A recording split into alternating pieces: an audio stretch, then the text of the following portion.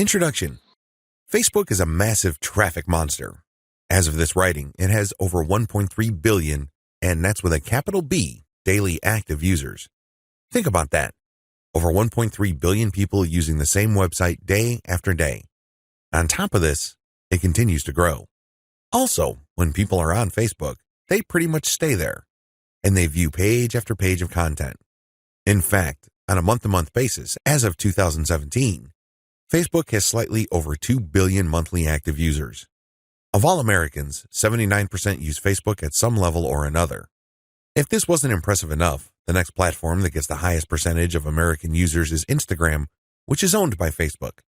Instagram clocks in at 32% of American usage. Among U.S. residents, 53% reportedly use Facebook several times a day. In terms of the world's total population, more than 22% of people on the planet use Facebook with some level of frequency. The point is, Facebook is a massive traffic monster. You really can't afford to miss out on Facebook and its marketing potential. If this wasn't impressive enough, wait, it gets even more mind-blowing. Once people log into Facebook, the system basically keeps tight surveillance on them. And the crazy thing is that this is all done with their permission. When you sign up for Facebook, there is a user license agreement that you must consent to. Unless you read the fine print, you wouldn't become fully aware that once you sign in, every like, comment, share, as well as pages that you liked and even ads that you clicked will be monitored by Facebook. It's as if by watching your behavior, Facebook can make educated guesses as to what your interests are and can then show you advertising that fits those interests. Sounds pretty fair, right? Well, this extends across the board. That's right. Every group you join as well as interactions on Messenger are monitored, tracked, and targeted by Facebook. This is not lightweight targeting, mind you. When it comes to fine laser targeting of demographic groups based on individual user behavior, nothing even comes close to Facebook. As awesome as these traffic statistics, advertising technologies, and promotion potential may be, I've got some bad news to report. Too many businesses still fail to fully leverage Facebook. This training teaches you the best ways to promote on Facebook. It also gives you step-by-step instructions so you can engage in Facebook marketing with a higher than average chance of success. 10 common Facebook marketing mistakes. There are very common marketing mistakes that even promotion veterans commit on Facebook. It seems like even the very best of us are not immune to these common mistakes. It's a good idea if you want to save a lot of time, effort, and money at this point to become aware of these mistakes. This will decrease the likelihood that you will probably commit these same errors. Starting off paid campaigns with a bang. Do not start off your paid campaigns with a bang. Start with a free campaign first. Build your audience organically. Get some consumer intelligence. Then you should have the information you need to put together an experimental paid marketing campaign. Start low and slow. The worst thing you can do is to jump in with a massive budget and absolutely no clue. Starting a paid campaign with an immature page. If your page is very new or there's really not that much engagement yet, you might want to hold off on a paid campaign. You simply don't have enough target audience profiling information to base a successful paid campaign on. Using mass content posters with discovery tools. Many marketers use some sort of one-size-fits-all mass promotions tool for Facebook. They would discover all sorts of Facebook groups and pages, and then they would use this tool to spam those areas. Don't do that. You're not doing your brand any favors when you do that. All you're really doing is you're spamming. It's only a matter of time until you get banned. Promoting direct affiliate links or direct sales page links. There's an old saying, you can lead a horse to water, but you can't make it drink. By the same token, you can get a lot of people on Facebook to click on your links, but don't expect them to convert once they go to that affiliate sales page or your own direct sales page. Why won't people buy? After all, they did click on your ad, right? Answer, they haven't been properly qualified. In many cases, they click out of curiosity. Maybe they clicked by mistake. Whatever the case, you still did not get a sale. Posting direct links is not the way to go. You have to build confidence. You have to build trust first. Pulling random content and curating them based solely on keywords. You can't be lazy and just set Facebook publication tools up to just pull any and all content from Facebook that has something to do with your keywords and then just blast them out. You're just spamming when you do that. You have to be very deliberate and careful regarding the kind of content, whether curated or not, that you will associate with your brand. Rotating and republishing the same content over and over again. Have you ever gone to a Facebook page and it seems like all the content got reposted over and over again within the same day? The idea behind this practice is that the more Facebook audience members see the content, the more likely they will click through. It looks like you're just spamming your page fans over and over again. Don't be surprised if they unlike your page. Wholesale optimization of ads. Another common rookie mistake on Facebook involves paid ads. If you notice that one of your ads is simply not performing, it's very tempting to just come up with a brand new ad by completely replacing the ad with something that looks totally different. When you do this, you really don't know which part of the new ad is succeeding or failing. You're basically taking shots in the dark. If your ad's performance improves, you don't know what caused the improvement. You have to have some sort of strategy or method that will enable you to track where the improvement in your click-through and, ultimately, your conversion rates are coming from. Simply swapping out ads in total or in whole doesn't really give you the data that you need to make effective decisions. Copy and paste competitor ad strategy. Some marketers are so lazy that they would just look at their competitors and essentially just copy their ads. Of course, they're not going to copy word for word, but they still end up failing. How come? Well, your competitor spends a tremendous amount of money optimizing the ads that they're showing. Their ads work. However, you won't get a competitive advantage if you copy them wholesale. You can't just copy somebody's ad without knowing what you're doing. Indeed, only a certain portion of your competitors' ads truly deliver results. If you don't know what you're doing, you don't know what portion that is, so you're basically taking a wild stab at your ad's design. You may be saying the wrong things at the right time, or you're saying the right things to the wrong people. You end up failing. Quitting paid marketing too early. Many rookie Facebook marketers have a one-time, big-time mindset. They've heard of how awesome Facebook traffic is, so they put together some hard-earned, precious capital to run an ad campaign. If the campaign doesn't work out according to their expectations, they're too quick to pull the plug and quit FB ads altogether. Just because things aren't working out, it doesn't mean that you have to pull the plug on the whole thing. You can stop certain campaigns and start new ones and operate with the same budget. You can make modifications of your existing campaigns. Failing like a huge train wreck. Have you ever seen a slow-motion train wreck? It's quite sad because it's all too predictable, but you can't turn your head and look the other way. You want to know what's coming next. You know, at the back of your head, what exactly is going to happen, but it's so slow, so massive, that you just can't help but look. Your Facebook marketing campaign can proceed the same way. You know that the campaign is failing, but you can't quite put your finger on the cause. So you just go through the motions like a deer with its eyes caught in the headlights. Why not choose to learn how to fail quickly? Since you're not going to make 100% of your shots, learn to live with this fact and move on. Learn to fail quickly using a tiny budget. This way, you can run many different experiments. Even though the vast majority of them are failures, that's okay. You only spend a fairly small amount of money figuring out winning ads. Please understand the nature of the 10 mistakes above. Imagine yourself being in situations where these mistakes are likely to take place. Learn how to spot them well in advance. Prepare your plan B, should you find yourself committing these mistakes. The 8 most effective ways to market on Facebook. Let's get one thing clear. There are so many ways to market on Facebook. In fact, the only limit to how you can get people to go to your website or learn about your brand or cause is limited by your imagination. As long as you can post a link to an outside site doing something on FB, that activity is a potential traffic generator. Still, regardless of the huge amount of possibilities there are to market on Facebook, 8 stand out in terms of efficiency, effectiveness, and return on investment. This is just a broad overview of what I will describe fully in this training. Facebook page marketing, Facebook group marketing, influencer page outreach, paid page boost campaigns, paid traffic campaign, paid lead generation campaign, Facebook pixel retargeting campaign, how to optimize your Facebook ad campaigns. This is a nice mix of both free and paid promotion methods on Facebook. Facebook page marketing. One of the most obvious ways to market on Facebook is to set up a fan page for your business, your brand, or your cause. Facebook actively promotes this feature of its website.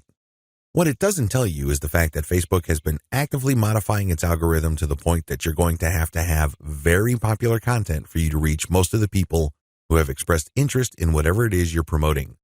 Put simply, not all the people who liked your page will get to see your updates. In fact, in most cases, only a small fraction of those people will get to see your updates. Sadly, Facebook is actively working to limit the free traffic exposure you would get until you can prove to it that your content is really popular with your page's fans. Here are the steps you should follow to market on Facebook. Step number 1, find your competitors on Facebook. The first thing that you need to do is to avoid reinventing the wheel. You need to avoid trying to figure things out on a completely hit or miss basis. Instead, reverse engineer your competitors. Let them do your homework for you. How? Well, find them on Facebook and learn from what they are doing. Step number 2, get the industry standard look and come up with your own take. Every niche has an industry standard in terms of social media profile, brand appearance, and content strategy. The sooner you understand this, the sooner you will be poised to achieve social media marketing success on Facebook. The longer it takes you to learn this, the longer you will struggle. Understand that your niche audience has become familiar with how certain brands or websites are positioned on social media. If they can't make heads or tails of your social media brand, they probably would not like your page. It may seem weird to them because it seems so far off from the industry standard. Your job at this step is to figure out the industry standard look, content strategy, and other elements and come up with your own take. Step number 3, reverse engineer your competitors' content strategy and curate. Lots of business owners would post hot content on their social media accounts as well as their blogs. Sadly, 9 times out of 10 that content goes nowhere. People don't click on it, share it, comment, or otherwise engage. What these publishers are doing is basically gambling their content would resonate with their audience. Don't do that. Instead, pay attention to what your competitors are doing and look for patterns. If you notice that your competitors keep sharing content regarding the same type of theme or topic, they may be onto something. They wouldn't waste all this time, effort, and energy talking about the same stuff over and over unless, of course, it connects to their audience at some level or another and produced results. Now, to verify this, look at how many times that piece of content got shared or liked. That should give you some sort of objective proof that this content actually resonates with your target audience members. When you reverse engineer your competitors, you are essentially copying their strategy to reach the same eyeballs that you're trying to reach. This also applies to content curation, where you take content that is published by other people and you promote it on your social media platform. This creates a win-win situation because you're not ripping off this content. You are copying the content's link, including a short commentary, and allowing people to click on the link. This creates a win-win situation. The publishers of this content get traffic. You get to build credibility because you're sharing information that your target audience members would actually be interested in, and this leads to the possibility that they would like your page. Once you have built up enough page likes, you can then start sharing your own content, which leads to direct traffic to your website. Step number 4, pick the best performing or most popular type of content and scale up. Post content for a few weeks. Keep publishing, and then look at the content that gets the most engagement. Which shared materials get the most likes, the most shares, the most comments? At some point, you're going to ignore other types of content and focus on the ones that perform the best. For example, if you have a Facebook page on Chihuahuas and you notice that third-party articles on Chihuahua houses get a lot of shares, likes, and comments, you might want to eliminate most other types of content and focus on Chihuahua houses because those get the most love from your audience. Step number 5, come up with your own version. Come up with your own version of winning content. For example, you know that Chihuahua houses get a lot of love and are very popular on your page. Come up with your own articles about that topic. These articles, of course, drive traffic directly to your blog or your online store. These have to be at the same level of quality as your third-party content, or better. Pay attention to how your curated popular content talks about the topic and adopt the same style but deliver something better. Maybe you should offer longer information, more up-to-date information, or blog posts that have multimedia elements like videos and graphics. Whatever you need to do, come up with content that basically blows away all the other content that you feature on your page. Step number 6, promotions, photo tagging by your users. This is a free promotion technique. Tell your page fans that you're going to give them some sort of digital freebie. Maybe it's a graphic badge. Maybe you're going to mention their name on a post. Maybe you're going to give them a free ebook or some sort of free software.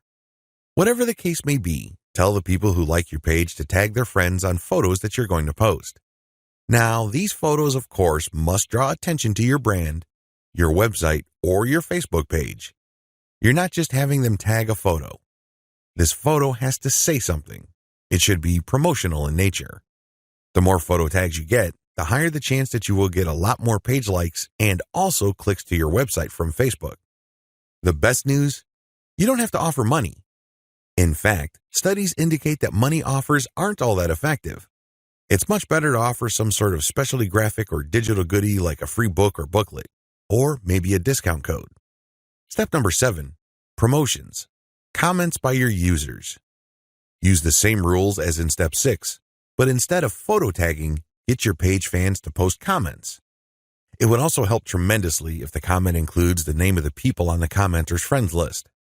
I leave it up to you how to craft this, but obviously, the more tags there are in the comments, and the more engaging the comments, the more popular your posts become.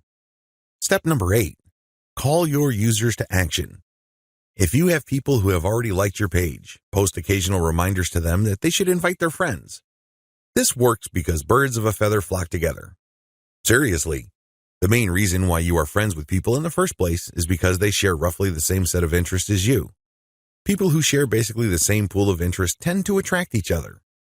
Take advantage of this fact by calling your page fans to action so they can invite their friends. Step number 9, use insights to promote your page. As much as possible, I would go through step 1 to step 8 and master all steps before I go ahead with step 9. With step 9, you're going to be shelling out money to promote your page. After a couple of months, you can use Facebook's very robust audience profiling system called Insights to promote your page. You will know the right demographic, and you will also know the right posts and content to promote. Step number 10, boost your most popular content. Use Facebook's lookalike audience system to find people who are not currently fans of your page. This feature in Facebook's ad system enables you to reach new audiences who share roughly the same interests as the people who have already demonstrated an interest in your page. You're basically using Facebook's very powerful interest targeting system in terms of demographics and interests to get new eyeballs to your page. This can lead to more likes, which can lead to more readers of your content. From that point, you can then run targeted ads. Facebook group marketing. One of the most powerful ways to market on Facebook is through its group feature. Considering what's been going on with Facebook's algorithm for its Facebook pages, it's a good idea to have your own Facebook group as a backup. Although Facebook has been cutting back on the organic traffic it sends Facebook pages, it's still worth it to have a page because you get audience insights from it. Another great benefit of having a page is the fact that you can copy and paste content from that page to Facebook groups. When people see your content in a group, they not only see the content, but they can also see a like button. When they click that like button, you get a new Facebook page fan. The key benefit of having a Facebook group lies in visibility. Facebook has made it clear that they are tweaking their Facebook page to reward actual engagement. Apparently, Facebook groups are not as suppressed as Facebook pages. In terms of visibility, you stand to reach more of your group members than with the page. The problem with Facebook groups. While the visibility for a lot of people is quite good for Facebook groups, it depends on activity. If the individual group member is not all that active in your group, maybe the person isn't liking or commenting, they're not going to get as many notifications on their Facebook update section than somebody who is active. This is a big drawback. The vast majority of people who would join your own Facebook group are not going to be active. They're just there to read information. They're just there to sit back and check out what you have to offer. Here's how you promote using your own FB group. Create your own groups after your pages mature. The first thing that you need to know is that you should put up your Facebook group only after your page is matured. You want to know who your audience is on Facebook. You're not going to know that until you have a page up. Pay attention to the audience insights. The data set that you would get from that analytics portion of your Facebook management dashboard will let you know who to target. Once you have enough users, and this depends on your niche, you should then put up your group. Your group must be as identical as possible to your page. If you have a logo, put the same logo there. If you have some sort of motto, put the same motto or slogan there. The key here is to use your Facebook group as an extension of the brand that you're creating with your Facebook fan page. Give your group members a reason for coming back. This, of course, means original content or freshly curated content that you don't show on your Facebook fan page. You have to give people a reason for following you on as many different places on Facebook as possible. This, of course, boils down to premium content. Market to other groups. This is the most important part of Facebook group marketing, because if you were to just build your own group as a supplemental source of traffic for your page, you're probably not going to grow all that much. You have to go to other groups which have already done a good job attracting the eyeballs that you want to attract. There has to be a tight fit between these groups and your niche. Go to those places and become a credible poster. This means that you should refrain from just dumping the same content that you have on your page to these groups. Invest time in them to become a local expert or a credible authority. It doesn't take much. If you're the first person to always comment and your comments are always insightful or bring new information to the table, people sit up and pay attention. People can see that you are an asset to the community, and they are more likely to give you the benefit of the doubt when you share content that obviously comes from your page.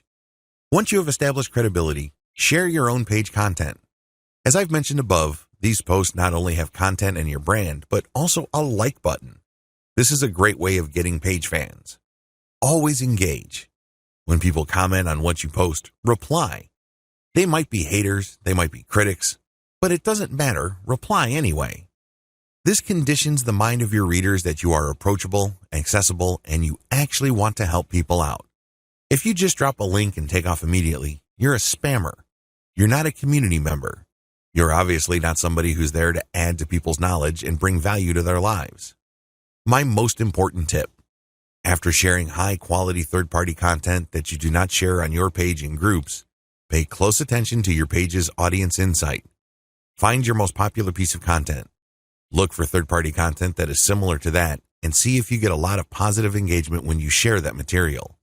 If this pans out, then use content from your site that fits the same themes as the tried and proven popular content on the Facebook groups that you're in, and use those to get page likes. Influencer page outreach. Influencer page outreach really boils down to creating allies. In your niche, you are sure to have competitors. However, some of these competitors are open to cooperating with you. Many will not give you the time of day, but there are few who would see the strategic advantage of partnering up instead of competing. There are also other people on Facebook who have pages and who are not competitors with you. They may even have a lot of fans. Here's how you build alliances with influence leaders on FB. Step number 1, find competitors. The first thing that you need to do is look at your notes when you reverse engineered your competitors. These people are in the same niche as you. After all, you study them to get to the industry standard content strategy as well as page layout and design for your own Facebook page. Next, you should look for non-competitors who specialize in your niche. There should be quite a few of these. These are not merchants or ones who provide services. They're not competing for the same dollars as you. Instead, they cater to the same audience as you. Try to find as many of these as possible. Step number 2, pay your dues by engaging. I know at this point it's very tempting to just go to a competitor's page and post a comment on one of their posts. In the comment, you're dropping a link to your page or to your website. You then repeat this many times on all their posts. Well, let me tell you, if you do this, you're going to get banned. Whatever links you put up will get deleted. It's a waste of time. Don't even think about it. The same applies to influential niche observers. These are non-competitors, but you shouldn't spam them either. Instead, you should pay your dues by engaging. How do you do this? First, you need to share high-quality content. It doesn't matter who wrote the content. It doesn't matter where that content goes to or links to. What's important is that it provides maximum value to anybody reading that content. It has to be on point. It has to deal with a specific theme or topic that you know that your target audience members are interested in. Next, you need to engage with people in terms of answering their questions. Try to be a facilitator. Try to be a mediator. Try to be the go-to source of information for your niche. If people are looking for statistics, go on Google and find them the statistics they're looking for. If they're looking for a video, go to YouTube and search for the content that they're looking for. The more you do this, the more people will pay attention to you because, let's face it, in any kind of online group communication platform, only a very few people actually produce high-quality content. You can count them on one hand most of the time. Everybody else is basically a leech. They take and take information, but they only give from time to time, if at all. Be that expert. Be that go-to resource. Another way you can engage is by asking questions.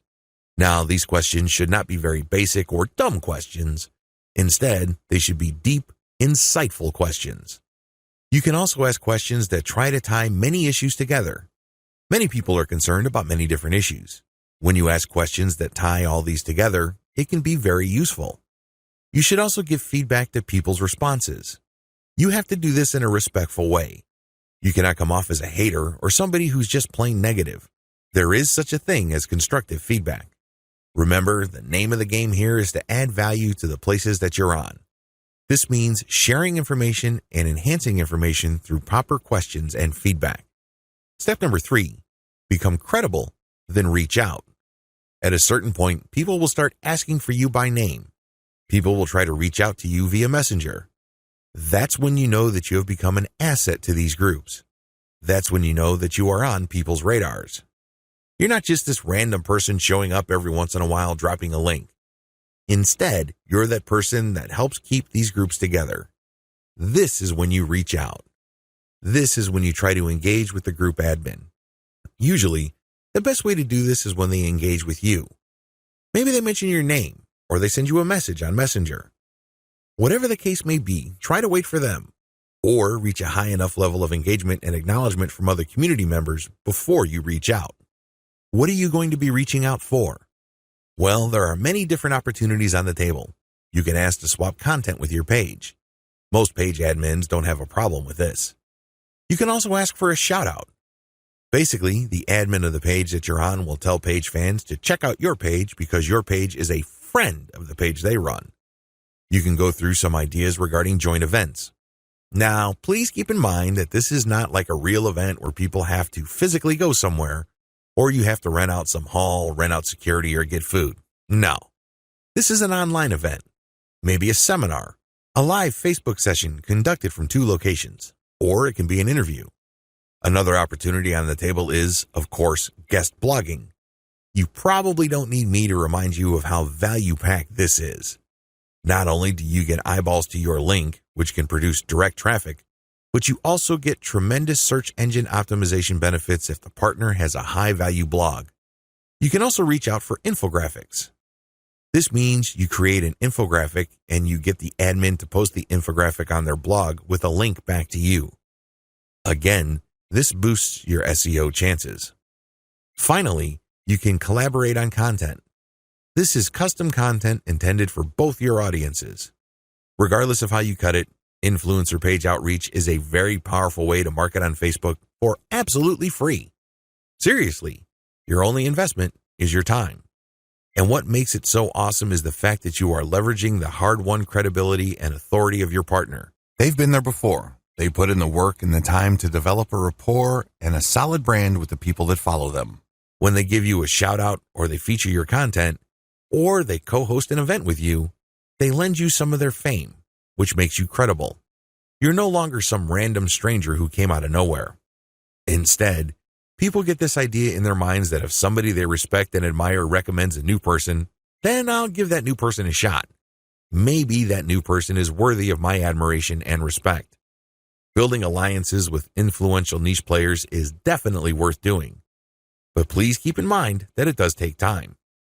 However, if you are passionate about your niche and you view your Facebook marketing business as a real business, then this should not be a problem for you. Paid Page Boost Campaign. Another way you can get a lot of traffic from Facebook is by using a paid page boost. Basically, you are paying for the promotion of your page. This is different from a page post boost.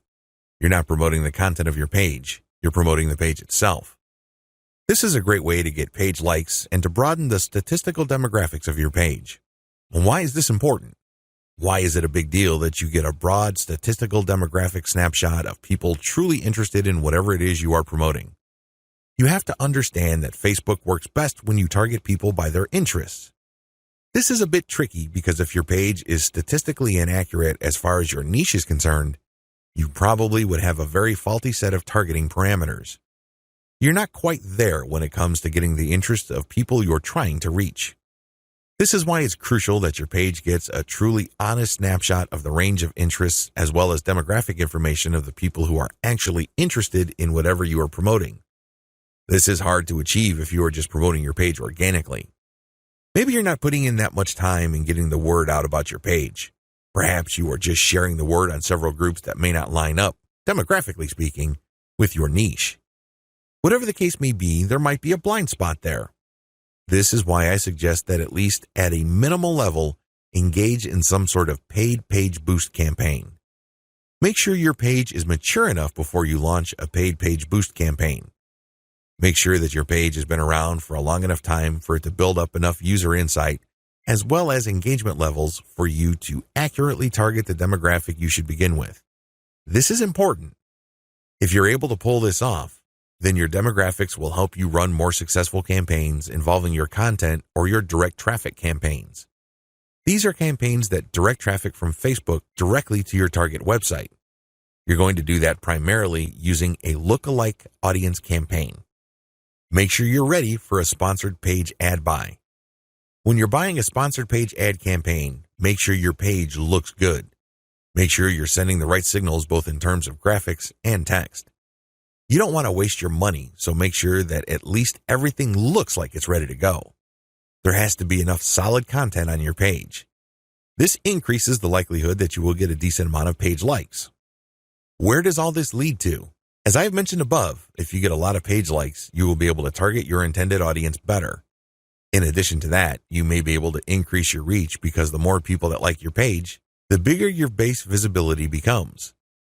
If a lot of those people actively engage with your content, that percentage increases, but you're still dealing with the reality that your content will only reach a fairly small percentage of the people who have expressed interest in your content. When you increase the total amount of likes you get, you still have that same small percentage, but the raw numbers are bigger. Believe me, 10% of 100 is definitely going to be smaller than 10% of 100,000. Which position would you rather be in? This is why it's always a good idea to build up your page likes. Hand in hand with this is the fact that you can profile your users better, as I've mentioned above. This higher level of profiling paired with better content management and targeting on your part can lead to more content visibility. How come? Well, your reach can increase because of higher engagement levels. If you pay attention to what kind of content people really like on your page, and you produce more of that content and you fine-tune it so people are more likely to engage with it, this can increase your organic reach. This makes your content more visible. What is engagement? Well, people can share your stuff. They can like, they can react, they can comment. Whatever the case may be, get them to do it. And the best way to do this, of course, is to make sure that the right people are attracted to your page and you put the right content in front of the right eyeballs. Unfortunately, this doesn't happen overnight. It is neither smooth nor easy. It's one of those things that you figure out on your own on a trial and error basis. But you do have powerful tools like Facebook's Audience Insights to see which content is resonating with your audience members. You can't just set this up and forget about it. You have to actively monitor it. You have to look for patterns. But the crucial ingredient to all of this is that your page gets enough likes. That's why you have to promote it at some point. Paid traffic campaigns. For this section, I'm defining paid traffic campaigns in two forms. I can pay to boost the post, or I can pay for direct traffic to my target website. Please note that I have presented this information in that order. Boost posts first, and then pay for direct traffic. There's a reason for this. If you don't master Facebook's traffic to your page posts, then it doesn't make sense to go directly to your target website. You probably are going to spend a tremendous amount of money, time, and effort only to have very little to show for all that. It's better to boost a post in a strategic way so you can understand what kind of content connects with your intended audience. You will then be able to drive traffic to your website. You're actually killing several birds with one stone. By focusing on boosting a post, you can get more page likes, You can get more branding opportunities, and you can also get click-throughs to your target website in the form of a content link. Here's how it works. Post boosts. First, target a lookalike audience based on your user insight demographic. In other words, Facebook is going to show your ad to a fresh set of users who share the same demographic details and interests as your current page fans. People with these similarities are more likely to like your content. You're not going to pay Facebook to show your post to people who have already liked your page. Instead, you are trying to get fresh eyeballs to your page posts. You do run quite a bit of risk. Existing audience post boosts. The next option you have available to you is to boost your post to people who have actually liked your page. These are your actual page fans. They know roughly what you're about. They like your content enough to like your page. They're expecting your content. Unfortunately, like I said earlier, Facebook only shows your content to a small fraction of people who liked your content. Unless your fans select see first when they like your page, Facebook will use its natural algorithm to select the initial group of eyeballs that will show your page content. If enough people engage with your content, then Facebook will show even more of your page fans to your content. However, it's never going to show it to 100% of your fans. That rarely happens. This is why it's a good idea to boost your post to reach more of the people who have liked your page. The upside to this is these are not virgins. They've seen your page. In fact, they've seen it and liked it so much that they have clicked the like button and want to see your content. At least you know that there is some sort of interest there. Still, please understand that while there is a certain degree of familiarity there, and this increases the chance that these people will actually engage with your content and possibly click through to your target site, that isn't exactly guaranteed. Existing audience plus their friends. As the old saying goes, birds of a feather flock together. Friends usually have shared interests. In fact, if you think about it hard enough, that's the main reason we became friends in the first place. We have certain interests in common. We have certain things to talk about, and that's why we're friends. Makes a lot of sense, right? Well, you can apply that to Facebook marketing as well, because this can produce a tremendous amount of marketing opportunities. Since your page fans also have friends on Facebook, you can buy a post boost that shows your ad not only to your fans, but to their friends as well. This is my favorite when it comes to post boosts because it is a cheap way of getting clicks to your target site. You reach a much wider audience. Please understand that if your page has a fairly small number of likes, even if you boost post after post, you only have a small base to work with. Now, if you expand that base by including your existing audience plus their friends, you have a lot more people to work with. You are operating with some level of confidence because you know that friends usually have shared interests. This translates to possibly cheap clicks to your target site. The best way to do this is to post a link directly to your content or to your promotional page on your website with some content. This way, when someone clicks through, they go straight to your website. They can read your commentary and some preview text, but the text should call them to action. This is the cleanest way to get direct traffic cheaply using post boosts targeting your existing audience and their friends. Direct traffic to your target site. The next option is to promote a target URL directly. It doesn't show a post from your page. It just goes directly to your target website paired with a picture. This is the direct traffic option on Facebook. To become successful with this, you have to use the lookalike audience based on your engaged users' insight data. In other words, your Facebook page should be mature enough for you to get solid consumer intelligence that you can then use to target potentially interested audiences on Facebook.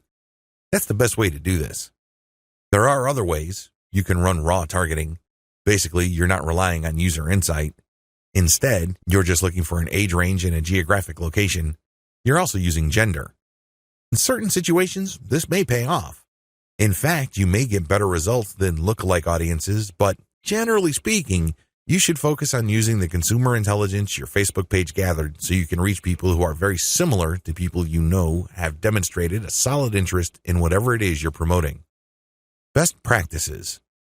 Use them to boost your results. First, run small tests. This enables you to fail quickly. People who really know their way around Facebook run campaign after campaign after campaign until they're able to connect the dots and come up with a campaign that actually works. This is why you need to run small, cheap tests so you can easily see which campaigns are working out and which ones have failed. Next, make sure your budget is low. Usually, when I run a dollar campaign, that is good enough for me. $1 a day for 7 days a week, that is good enough for me to see if an ad has potential. So, I would run several ads. We're talking about $70 for 10 ads running at the same time. Third, focus on what works. Let me tell you, when you run many small tests, the winners stand out. Either they get clicks or not. That's the bottom line. However, at this stage, you're not just looking for clicks. You're not just looking for an ad campaign that gets a lot of attention. Instead, you're also going to look for an ad campaign that actually delivers conversions. You're going to have to set up your Facebook pixel to your target website so you can track whether traffic from Facebook went all the way through. I'm not just talking about traffic produced when people click on your link and they go to a content page and they leave. That's worthless. That's not going to help you. That traffic has to go to the content page, go to the sales page, and eventually make it to the shopping cart. That's when you know your campaign actually has traction. Focus on what works. Focus on what gets a high click-through rate paired with a conversion rate. However, to get there, you're going to have to burn through many ads. This is not going to jump out at you. It's not going to be obvious. It's not going to be easy. Once you have identified that ad and you've fine-tuned it, then scale it up. That's how this works. Basically, you focus on what works and then pour real money into it. Paid lead generation campaigns. Did you know that on Facebook you can collect email? That's right, you can collect leads. It's pretty straightforward. You can run ad campaigns with a lead collection button. It can be find out more, sign up, or other language. Regardless, if you're running this type of campaign, it must be highly targeted. It's really important that your targeting is spot on. I put this part of Facebook ad marketing at this point in the list of marketing methods because this takes quite a bit of work. You should be quite familiar with Facebook before you even try this.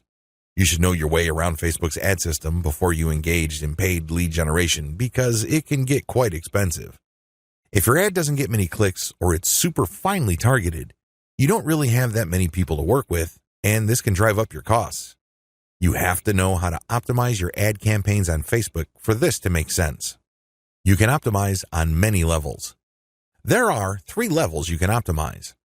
Level 1, you can tweak the freebie you're giving away. This is the free stuff that you're giving away, so people are motivated to enter their email address into your form. Maybe you're giving away free membership access.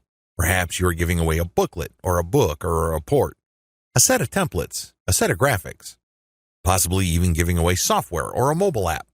Whatever the case may be, you are giving out freebies, and you need to optimize these. What I mean by that is the freebie that you give must motivate the most people in your target audience to sign up for your mailing list. This is not easy. You cannot assume that just because you think that your booklet is awesome or is the next best thing since sliced bread, doesn't automatically mean people will agree with you. It doesn't work that way. You may have to switch from one freebie to the other until you get a high enough sign-up rate that would tell you that the freebie that you have selected is the right one. Thankfully, this is fairly easy to do with Facebook. You basically run different ads that offer different premiums. Level 2. Level 2 optimization focuses on optimizing your ad copy. As I've mentioned above, lead generation campaigns on Facebook can and do get very expensive. It seems like you're doing all this for basically a handful of emails.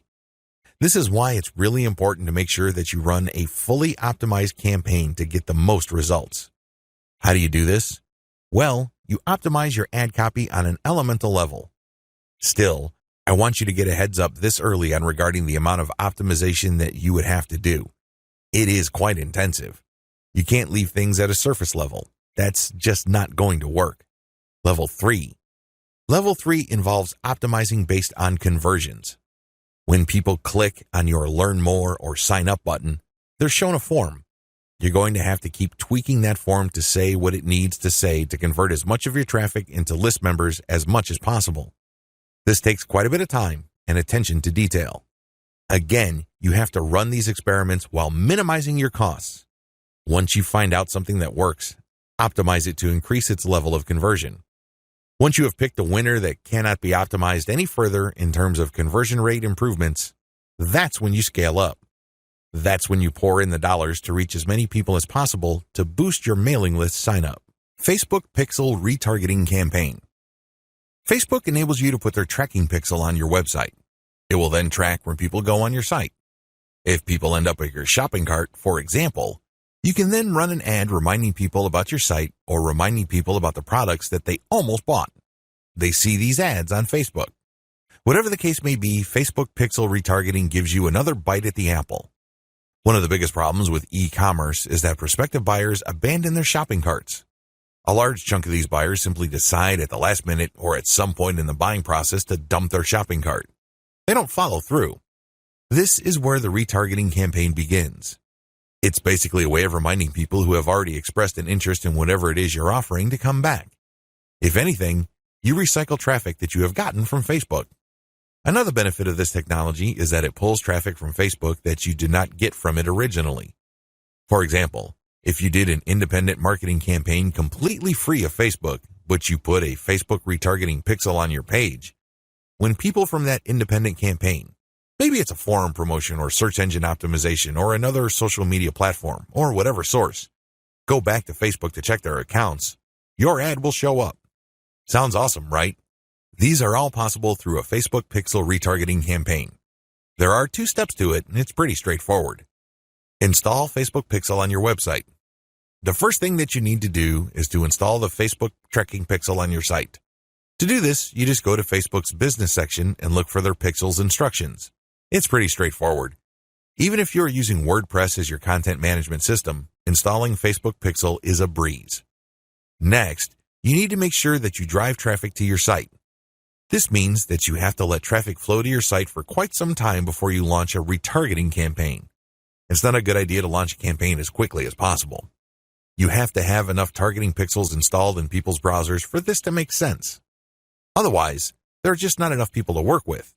Now, keep in mind that if you are in a niche that has generally low traffic levels, then you would have to conduct your campaign even though the overall traffic flow to your website is fairly low. Run ads on Facebook for retargeting. The ads that you're going to run for Facebook pixel retargeting are going to be a bit different from the normal boosted posts or picture links that you run on Facebook. Instead, these are going to try to achieve 2 things. You can remind people about what they did. Maybe they wanted to buy something, but they changed their mind at the last minute. Perhaps they were reading some sort of conversion article and were about to enter their email address, but they didn't. Whatever the case may be, you're reminding them to come back to what they were doing before. The other thing that you can do with your Facebook pixel retargeting campaign is to pull people deeper into your website. Usually, a website is composed of 2 parts. The first layer is the content layer, meaning you're trying to get people to know about the problem, like your particular solution, and eventually trust the solution enough so they can buy. The other part, of course, is pretty straightforward. It's all about buying. But there's a complication. A lot of people would go through the content layers, but they never make it through to the actual buying part. They never make it to your conversion page. This is where retargeting ads that pull people deeper into your website makes a lot of sense. For whatever reason, somebody reading an article on your site decides to close the window and get out of your site. You can run ads that tell them about content, but another piece of content that is related to what they were reading before. This pushes them further down the conversion funnel. Alternatively, you can run an ad that promotes your conversion page. Basically, what you're saying to the prospect is you've figured out what my website is about, and you have a clear understanding of what I have to offer. Maximizing your results from Facebook pixel retargeting. I suggest that if you want to maximize the results you get from retargeting, promote your squeeze page. That's right. Promote the page that recruits people to your mailing list. Usually there's some sort of freebie. There's usually some sort of book or booklet that you're giving away so people can enter their email address. Whatever the case may be, push the squeeze page. Don't dump them to your sales page unless, as I have mentioned above, they actually reached your shopping cart or conversion page and changed their minds at the last minute. That's pretty much the only situation where you should retarget showing an ad that goes directly to the conversion page. Other than that, convert them to sign up for your mailing list. It's your mailing list with its many chances at gaining attention, building trust, and gaining credibility, which will actually do the heavy lifting as far as converting that prospect into an actual sale. How to optimize your Facebook ad campaigns. Follow the steps below so you don't overthink things and make bad decisions when optimizing your FB ads. Reverse engineer your competitors and come up with a standard model. If you have a personal account, find your competitors and like their pages. Before you know it, you'll start seeing ads either from your competitors themselves or from businesses that are very similar to your competitors. Pay close attention to these ads. Reverse engineer them to find the standard model for these ads. In other words, go through as many of these ads as possible and get a clear understanding of what kind of pictures, headlines, and text they use. Also, if they are mostly promoting posts, pay attention to that. Whatever the case may be, look at what they're doing and see common patterns. Focus on the most commonly used strategies because this gives you the industry standard model. Don't get sidetracked by ads that seem so different, so new or so innovative because if they are so different from the industry standard model, they're outliers. There's a high chance that those ads do not convert. Come up with your own version and test with a low budget. Test with a low budget. You don't want to burn through a tremendous amount of cash during the testing process. There will be a time and place for you to get crazy with the budget, but now is not the time. Create variations and test. Now that you have come up with your own version of the standard model, create variations of it and then run low-budget tests. Do not do this randomly. Do not do this based on your feelings or impulses. Instead, you have to follow certain rules on how to create variations. Otherwise, you wouldn't know which part of the ad accounts for its greater success. I've seen this happen many times. In fact, I've committed this mistake before. I would take an ad and test it. I would notice that it's not getting that many clicks, so I'd change half of the ad. Maybe I change the picture and then the headline, or I would change the heading and the description. Whatever the case may be, I would change half of the ad, and sure enough, it would improve. But when I try to improve things again by changing the other half of the ad, it falls apart. You want to establish a way of effectively tracking which changes accounted for which improvement. By using this method, you can optimize parts that work to reach peak convertibility and then work on the other elements of the ad that could use some improvement. However, you have to do this in a systematic way. I've described this in the section below. Pick the winner and make further variations. Now that you have made variations of the original and you ran a test, there will be at least one winner. It gets the most clicks and conversions. Make variations of it and you run the test again. Keep testing until you find the ad that delivers the best return on investment. The end of this process is pretty straightforward. You keep making variations and you keep testing on the cheap until you find an ad that delivers the best ROI. In other words, it delivers the most conversions while costing very little money. I know it sounds like a fantasy at this point, but it is doable with testing. Scale up. Increase your ad budget to your winning ad to pump a massive amount of traffic to it. You should only do this when you are dead sure that you have a winning ad on your hands. In other words, you have tested it rigorously and have optimized it to the point that it cannot improve its conversion rate any further. That's when it's ready to go big time. Make sure you optimize on an elemental level. The big problem with the ad optimization method I described above is how do you know which part of the ad to change up? How do you know which part of the ad to optimize? Wholesale variations do not work. You can't just take an ad, see that it doesn't work, replace it with a completely different ad, see that it doesn't work, and then repeat that process. Even if you're spending very little money, it still burns a tremendous amount of time, effort, and opportunities. You need to have a better way to turbocharge your results.